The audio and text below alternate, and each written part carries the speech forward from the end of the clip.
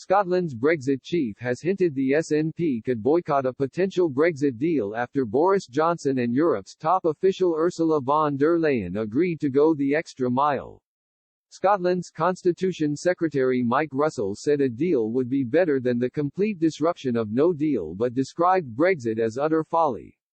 Time is tight with only 2 weeks left in order for a deal to be secured, but it is hoped to be secured as soon as possible, with signs the EU may be giving into the UK position on respecting sovereignty. Mr. Russell was asked on BBC Good Morning Scotland on Monday whether SNP MPs would vote for a deal if one is agreed. He said, "There will be two things, one is what is in the deal, but I find it difficult to imagine that any deal will be one which will be sufficient for Scotland. We voted against this, but we won't make any difference to this in terms of it, unfortunately.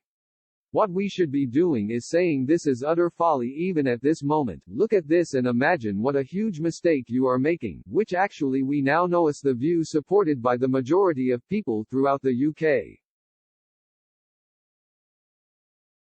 Asked whether the way forward is to let SNP MPs decide to vote for it but to make clear that they are not happy with it, he said, "Why on earth would we vote for the first time ever for a Brexit solution which is utterly the wrong thing for Scotland?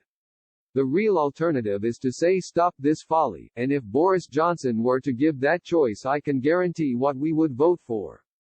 Express understands UK officials are keen to get a deal secured before Christmas, but the UK and EU refuse to set a new fixed deadline. A Whitehall source close to the negotiations told Express a deal would be ideal before Christmas Eve as discussions remain deadlocked on state aid, the level playing field and fisheries.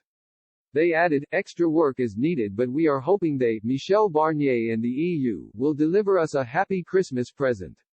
There certainly is some light at the end of the tunnel. Before Christmas would be an ideal time to secure a deal." Brussels chief negotiator Michel Barnier also insisted a trade deal between the UK and European Union was still possible after he briefed the bloc's ambassadors this morning. Talks were extended on Sunday after Boris Johnson and European Commission President Ursula von der Leyen agreed to continue the process despite major differences still remaining. The pair spoke for 20 minutes on the phone yesterday lunchtime and was described as perfectly cordial by officials.